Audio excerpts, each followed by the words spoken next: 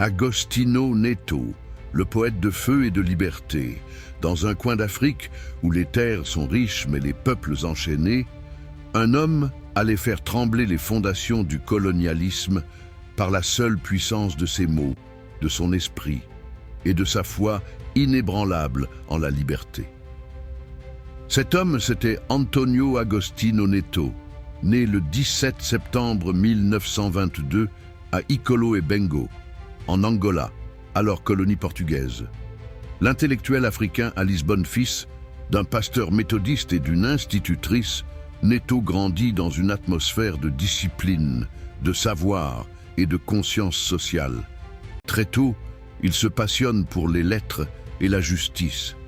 Il obtient une bourse pour étudier la médecine à Lisbonne.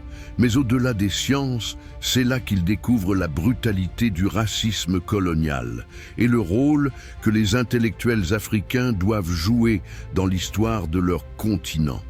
C'est à Lisbonne qu'il commence à écrire ses premiers poèmes engagés où la douleur, l'espoir et la révolte vibrent à chaque mot.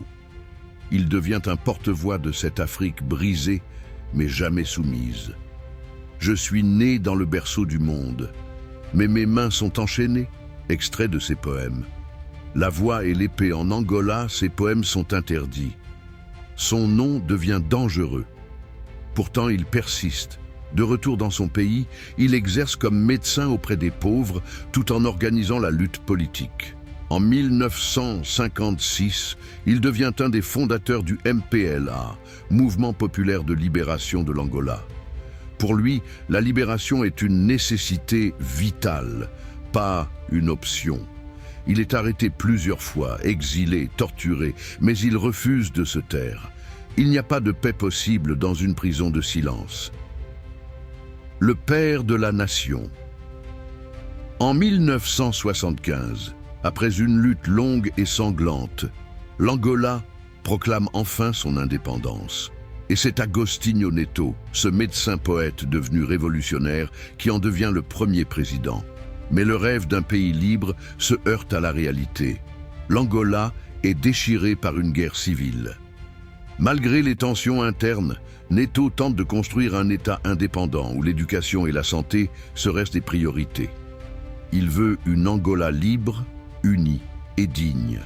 Un poète, jusqu'au dernier souffle. Même à la tête d'un pays, il ne renonce jamais à l'écriture. Ses poèmes deviennent des hymnes, ses paroles des armes.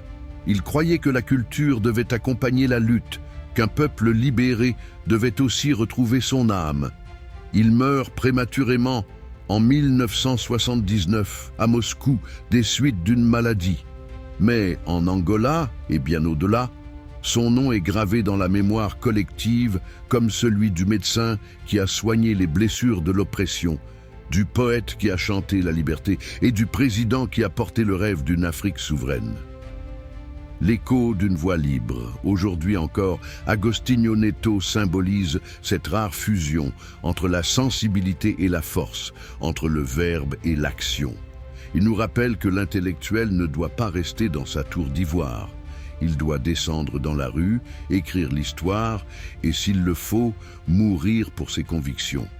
Sa vie est un poème inachevé, une révolution en vers, une preuve éclatante que la plume peut être une épée quand elle est tenue par un cœur juste.